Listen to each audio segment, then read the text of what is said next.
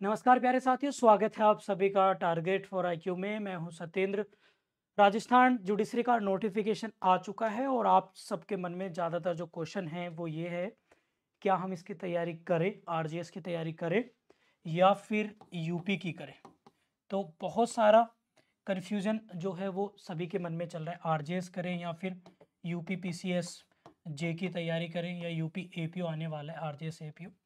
तो मैं आप लोगों को बस ये बताने आया हूँ इस वीडियो के माध्यम से कि जो साथी कई बार एग्ज़ाम दे चुके हैं, खासकर डिफरेंट स्टेट के, और उनके इंटरव्यू प्री और मेंस निकल रहे हैं, तो डेफिनेटली आरजेएस को दीजिएगा। लेकिन वो साथी जो पहली बार एग्ज़ाम दे रहे हैं, फर्स्ट टाइम मीन्स अभी एलएलबी है, तो वो भी ज़रूर दें।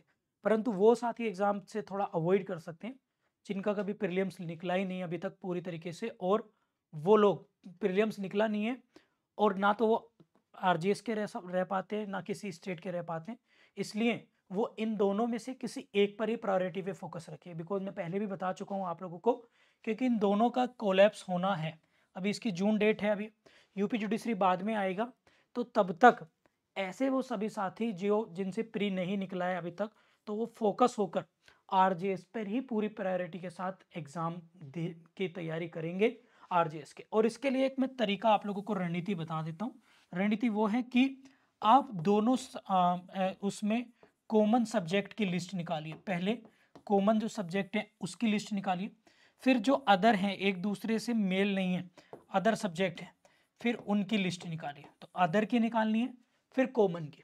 तो कॉमन ऐसे होंगे जो आरजेएस में भी हैं और आपके यूपी में है, तो यहाँ से आपका काम हो रहा है। फिर जो अदर एक्ट है, जैसे माइनर एक्ट है या फिर लोकल एक्ट है, उनके आप एक टाइम टेबल बना कर कि भाई दिन में 2 घंटे पूरा ओवरऑल पढ़ाई के, पर डे 2 से 3 घंटे मुझे देने ही देने, या फिर हिंदी लैंग्वेज या फिर इंग्लिश लैंग्वेज। तो आप इसको मैनेज कर सकते हैं। यदि आप लोग इस कंफ्यूजन में कि भैया हम आरजेएस भी कर लेंगे यूपी में, तो नहीं। आप लोगों को क्या कर रहे हैं, पहले आरजेएस की लिस्ट, सब्जेक्ट लिस्ट बनाइए, फिर यूपी जुडिशरी की लिस्ट बनाइए।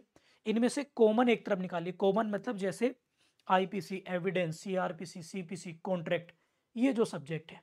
कुछ ऐसे सब्जेक्ट हैं जो आरजेएस में प्री में आ रहे हैं, यूपी जुडिशरी मेंस में आ रहे हैं, तो वो भी कॉमन में ही रख लीजिए, तो उससे भी फायदा ही होगा। लेकिन कुछ ऐसे हैं जो बिल्कुल नहीं आ रहे, लाइक जैसे माइनर एक्ट है, तो कुछ माइनर एक्ट जैसे पोक्सो है, तो पोक्सो आपका यहाँ दोनों में आ रहा है। लेकिन कुछ माइनर ऐसे हैं जो नहीं आ रहे, तो उन्हें आप थोड़ा थोड़ा टाइम देकर निकालिए। और अभी राजस्थान का फॉर्म जो है वो प्यारे साथियों फिल कर दीजिएगा आरजेएस का, ठीक है।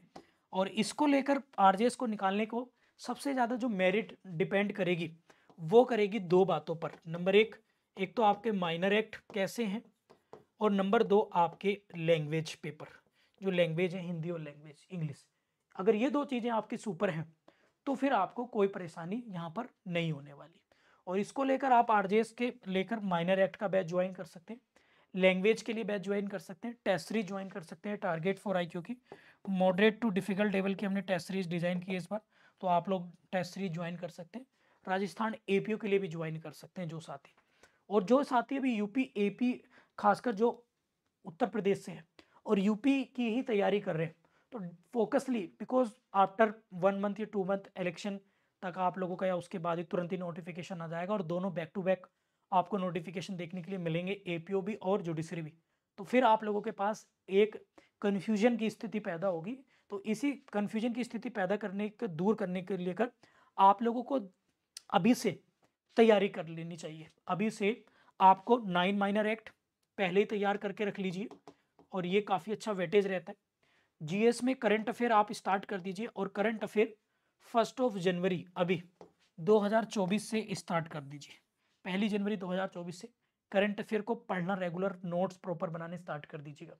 9 माइनर एक्ट को लेकर मैं 15 अप्रैल से आप लोगों का 3:30 बजे, 3:30 पर एक नया बैच स्टार्ट कर रहा हूँ। इस पे 9 मैट एक्ट प्री और मेंस के पॉइंट ऑफ व्यू से, तो आप लोग चाहो तो ज्वाइन कर सकते हैं। क्लासेस हमारे ऐप पर होंगी, लाइव क्लास होंगी, ऐसे बोर्ड पर मैं आप लोगों को पढ़ाने वाला हूँ, बोथ मीडियम में।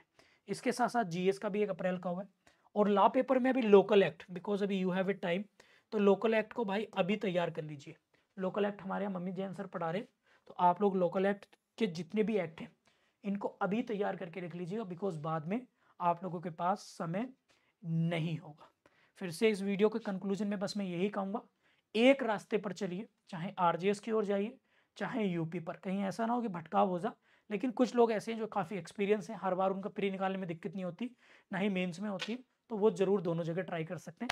या फिर फ्रेशर हैं, आपको एक्सपीरियंस करना है तो डेफिनेटली आप जा सकते हैं, क्योंकि जून में इसका एग्ज़ाम है। लेकिन बहुत सारे बच्चों जिन्हें कॉन्फिडेंस ही नहीं आ रहा, मन ही नहीं कर रहा, बस देखा-दिखाई के लिए फॉर्म भर रहे हैं, तो भैया वो अपने पैसे और समय बर्बाद ना करें। एक पर ही फोकस करें, या तो आरजेएस या फिर यूपी में। Thank you.